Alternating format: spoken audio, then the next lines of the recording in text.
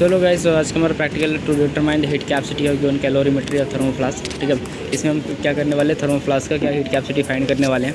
Then इसमें देखो सबसे पहले आपको क्या एम लिखना जैसा दिया गिवन है। देन ऑपरेटर्स पे आना। ऑपरेटर्स में क्या लिखना है आपको, ऑपरेटर्स में आपको थर्मोफ्लास्क, स्टील या thermometer, beaker, burner, tripod, stand, cork, ये सारी चीज़ें ले लेनी है। देन थ्योरी पार्ट में आता है। थ्योरी पार्ट में हमने बेसिकली क्या बता रखा है इसके अंदर।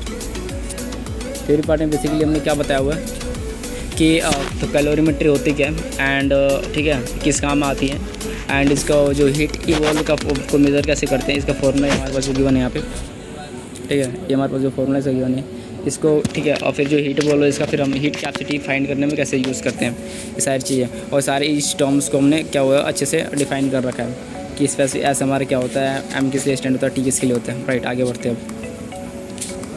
देन आता है हमारे पास ऑब्जर्वेशन टेबल। ऑब्जर्वेशन टेबल ज़्यादातर कैलोरीमेट्री जितने भी थर्मोफ्लास्क के एक्सपेरिमेंट होते हैं सब में दो बनती है। ठीक है, एक हमारे पास एक जो हमारे पास पहला टेबल होता है हमारे पास होता है कोल्ड वाटर का टेम्परेचर, यानी जब हम उस टेम्परेचर को रूम टेम्परेचर में मेजर करते हैं एक्सपेरिमेंट में सबसे पहले तो 5 रीडिंग लेते हैं मिनिमम। ठीक है, मैक्सिमम कितना भी हो सकता है, डिपेंड करता है आपके टीचर पे कि आपके टीचर ने कितना बोला उसको।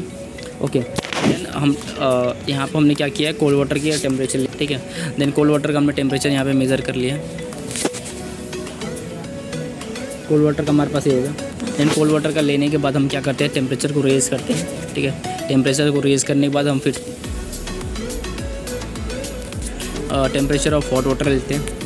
ठीक है, और 5 रीडिंग कोल्ड वाटर की होगी, 5 रीडिंग हॉट वाटर की होगी। देन दोनों की रीडिंग लेने के बाद इंस्टेंटली हम दोनों को मिक्सअप करते हैं। ठीक है, मिक्स करने के बाद हमारे पास जो टेम्परेचर रीडिंग आती है उसको मतलब ऐसे यहाँ पर उसके लिए टेबल यहाँ बना रखा है टेम्परेचर और मिक्सर उसके लिए हमारे पास। ठीक है, टेम्परेचर पहले मिक्स होता हाई हुआ, फिर धीरे धीरे करते करते क्या हुआ रूम टेम्परेचर के आसपास आने की कोशिश करते, जैसे 37 है। और हमारे पास क्या जो कोल्ड वाटर की क्या थी, जो कोल्ड वाटर हमारा रूम टेम्परेचर पे था तो 36.5 उसका डिक्रीज़ हो गया, हमारे पास आ गया 37 के आसपास पहुँच चुका है। देख सकते हो आप, ये 37 के आसपास पहुँच चुका है।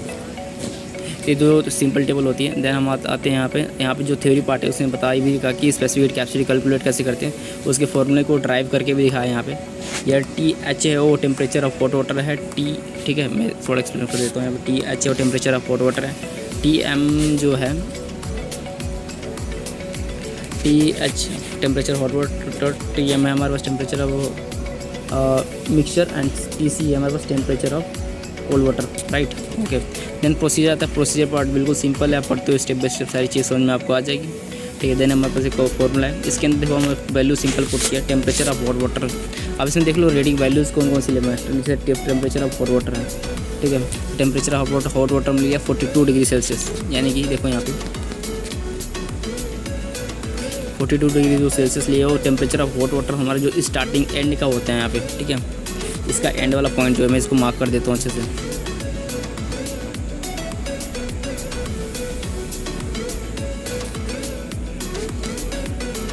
ठीक है, इस वाले पॉइंट को हम ले लेते हैं। ये जो टेम्परेचर ऑफ हॉट वाटर सबसे नीचे वाला रीडिंग होती है और टेम्परेचर ऑफ कोल्ड वाटर का हमारा सबसे एंड वाला रीडिंग होती है। ठीक है, और टेम्परेचर ऑफ जो मिक्सर होता है उसका सबसे स्टार्टिंग वाला रीडिंग लेते हैं। ठीक है, आप देख सकते हैं इसका लिया 42, इसका 36.5, इसका 40.39 लिया हमने। तो देखो यहाँ पे देखते हैं टेम्परेचर ऑफ, देखो मिक्सर जैसे टेम्परेचर हमारे पास मिक्सर जो है, टेम्परेचर ऑफ मिक्सर जो है हमने लिया 40.3 लिया, टेम्परेचर ऑफ कोल्ड 36.5 लिया और temperature of hot water 42 degree Celsius लिया। आई थिंक आपको क्लियर होगा। इसका जो ठीक है यूनिट होता है वो हमारे पास आता है कैलोरी पर डिग्री सेल्सियस में होता है हमारे पास। ठीक है, तो एंड में हम सॉल्व करते हैं तो हमारे पास कुछ माइनस में निकल के ऐसा आ जाता है। ठीक है, माइनस में कुछ ऐसा निकल के आता है -55.26 कैलोरी डिग्री सेल्सियस। ये सबका सारे थर्मोफ्लास्क का अलग अलग हो सकता है, क्योंकि हर एक लैब का जो एटमॉस्फेयर टेम्परेचर एटमॉस्फेयर वो अलग अलग हो सकता है, या टेम्परेचर हो सकता है। आप विंटर सीजन में कर रहे हो या समर वेकेशन क्या होते हैं समर सीजन में कर रहे हो तो इससे टेम्परेचर वेरी करते हैं, एटमॉस्फेरिक कंडीशन चेंज होती है, जिससे जो हमारे पास हीट कैपेसिटी ऑफ थर्मोफ्लास्क वो चेंज हो जाता है। ठीक है, तो उसके अकॉर्डिंग हो सकता है, अलग अलग सबका आ सकता है। देन आते हैं हम रिजल्ट पे। रिजल्ट में मेनली बस एक चीज़ लिखनी होती है कि आपने जो परफॉर्म किया प्रैक्टिकल।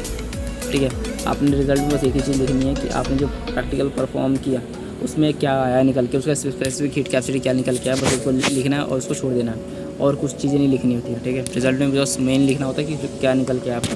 देन प्रिकॉशंस बहुत इंपॉर्टेंट होते हैं यार। ठीक है, ताकि एक अच्छे रिजल्ट के लिए प्रिकॉशंस को फॉलो करना बहुत ही ज़रूरी होता है, तो प्रिकॉशंस को बिल्कुल फॉलो करना चाहिए। यहाँ पर 3-4 प्रिकॉशंस लिखे जो कि बहुत ही ज़रूरी है जब आप थर्मोमेट्रिक कैलोरीमेट्रिक एक्सपेरिमेंट परफॉर्म करते हो। ओके, नहीं आज का सिंपल सा एक्सपेरिमेंट था। और देखो यार एक्सपेरिमेंट पूरा चेक है, ठीक है, फुल चेक है। और देख सकते हो स्टेप बाय स्टेप सारी चीज़ें मैंने आपको समझा भी दी। और समझ में आ गया तो यार लाइक और सब्सक्राइब करना बिल्कुल मत भूलना। टिल देन मिलते हैं, बाय बाय, लव यू।